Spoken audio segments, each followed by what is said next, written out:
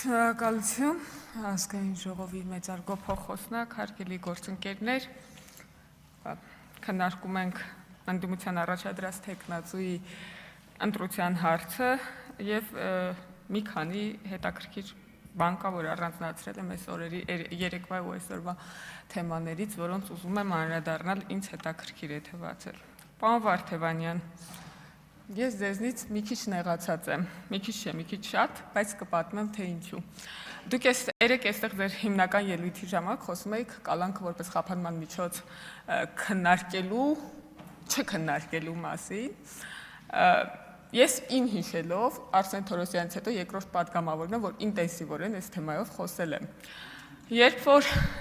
տիկին դատախազը այստեղ նստած էր, ես նույնիսկ հիշում եմ ինչ նախադասություն եմ ասել իր աչքերին նայելով, ասել եմ չի կարող այնպես պատահել, որ բանտերում ավելի շատ անմեղության կանխավարկածով պաշտպանված մարդիկ լինեն, քան մեղադրական դատավճիռ ունեցող մարդիկ։ Ես սա ասել եմ տիկին դատախազի,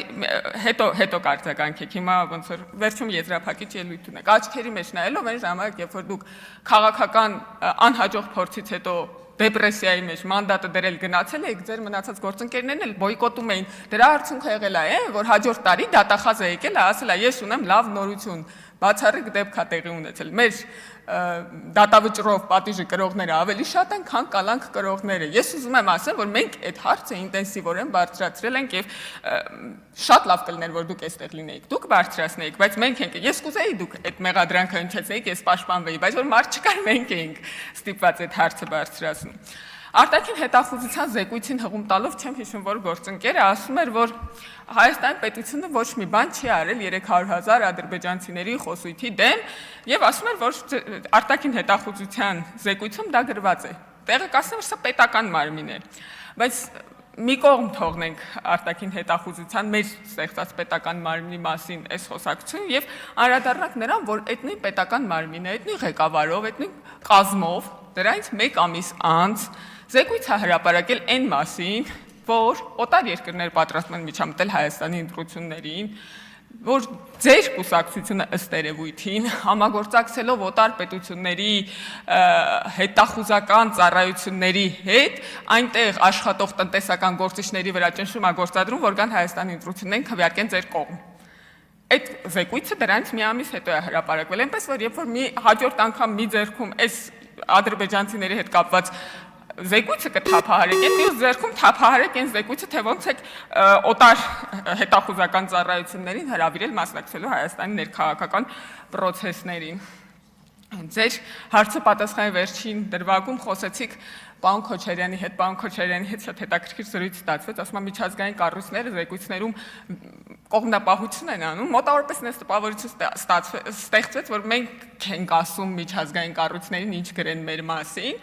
բայց պարոն Քոչարյան դրանից մի ելույթ առաջ այստեղ կանգնած պարոն Քոչարյան, դուք ասում եք, որ ձեր անունը գրված է պետ դեպի զեկույցում որպես խնդիր։ Պարոն Քոչարյան, պետք է ընդունեք, որ այդ նույն զեկույցում պետ դեպը գրել է, որ Հայաստանում քաղբանտարկյալներ չկան։ Հայաստանում քաղբանտարկյալներ չկան։ Եվ եթե այս դրվագը հիշում եք ձեր անվան հետ կապված, մյուսն էլ պետք է հիշեք, թե չէ тут помню, а тут не помню, էլի, տենց ոնց ալին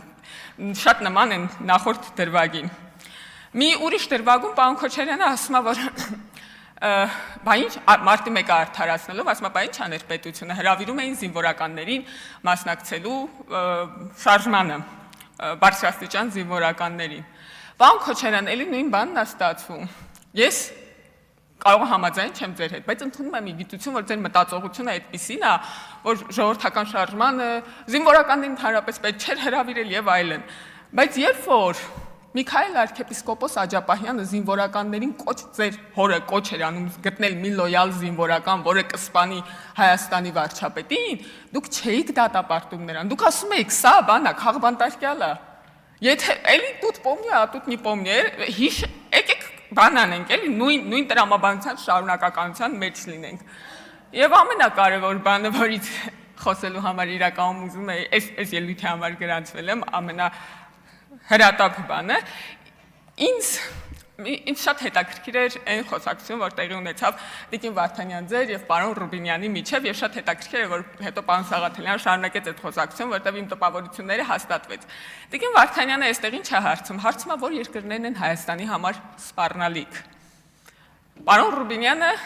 իջնում է եւ պատասխանում է, որ Ադրբեջանի հետ չկարգավորված հարաբերությունները, Թուրքիայի հետ չկարգավորված հարաբերությունները, Տիկին Վարդանյանը ժպիտով էր լսում սա, ինձ թվում է, եթե սխալվում եմ, ելույթ ունեք, կարող եք ուղղել, ուզում էր ասել, դու չես ասում Ադրբեջանը, դու ասում ես Ադրբեջանի հետ չկարգավորված հարաբերությունները, ասես թե պարոն Ռուբինյանը ուրիշ բան է մտածում, բայց ուրիշ բան է ասում։ Բայց խնդիրը որն է, ինձ թվում է, ինչպես պարոն Եղոյանն է սիրում ասել, հասել ենք հարցի սրտին։ Խնդիրը որն է, որ մենք իսկապես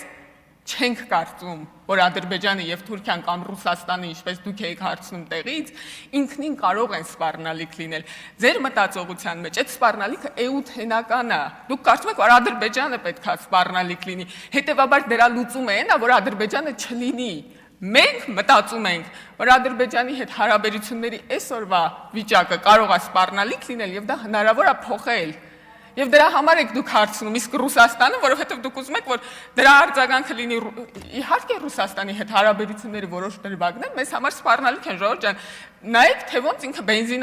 բենզինի հետ ինչ բենզին շուկայում ինչ կատարվեց, եթե մենք ունենայինք այն կախվածությունը ինչ-որ տարիներ առաջ, մենք այսօր չէինք կարողանալու, ես մեր հարաբերությունների դինամիկայի մասին չեմ ասում, մեզնից անկախ գործոնների մասին եմ ասում, մենք այսօր չէինք կարողանալու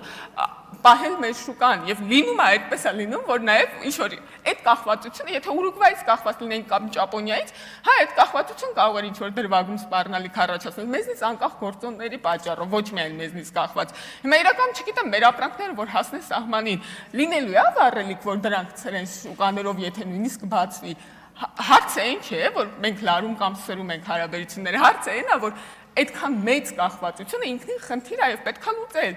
Դա մեր ասածը դիվերսիֆիկացիայի քաղաքականության մեջ։ Եվ վերջում պարոն Վարդանյան, ես չէի ենթադրում, որ ինձ ժամանակ կմնա նաև այս հարցին անդրադառնալ, բայց Տիկին Հակոբյան դրան մի փոքր անդրադարձավ։ Ճիշտն ասած, ես ձեր մի նախադասությունից ցնցվել եմ, վեր եմ թռել տեղից, երբ որ լսել եմ։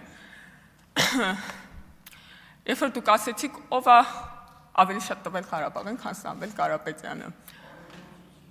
Ես իսկապես կարող է դուք այդ պահին վատ եք ձևակերպել, բայց ես իսկապես հույս ունեմ, որ այն մարդիկ, ովքեր իրենց ընտանիքների անդամներին են տվել, իրանց արյունն են տվել, իրենց ձեռքերն ու ոտքերն են տվել, դա չէ։ Հարգելի գործընկերներ, ելույթով կպատասխանեք։ Պարոն Վարդանյան, դա օքեյ, ելույթով կպատասխանեք, էլի, ես եթե տեղը չի լսվում, ձեր ասածը չի լսվում, իմ ասածն է լսվում եթերում ինչպես գիտեք, եւ ճիշտն ասած, այդ զգայունությունը չունենալը, տենց արտաբերելը, ես չգիտեմ, ձեր միջավայրում կան այդ մարդիկ, չկան այդ մարդիկ, ովքեր իսկապես իրենց կյանքն են տվել, այդ խնդրի կարգավորման համար, բայց ես ուզում եմ, որ մենք լրիվ տարբեր սոցիալական խմբերից ենք կներեք, էլի, որ սենց եմ ասում, որովհետև մենք փող չունենք, իմ ընտանիքը փող չունի, որ տար Ղարաբաղին, իսկապես իմ աշխատավարձով է ապրում իմ ընտանիքը, բայց իմ հայրը ակնհայտորեն ոչ երիտասարդ տարիքի, որտեղ իմ հայրն է։ Իմ հայրը կամավորագրվել գնացել եւ մինչեւ վերջին րոպեն եղել է պատերազմի դաշտում։ Իմ եղբայրը 44 օր կռվել է պատերազմի դաշտում։ Ես ուղղակի չեմ ուզում պատկերացնել այն մարդկանց վիրավորանքը, որոնց ընտանիքի անդամները չեն վերադարձել, որտեղ ճիշտ է ծանր ապրումներով, ճիշտ է դժվարությամբ, բայց իմը վերադարձել են։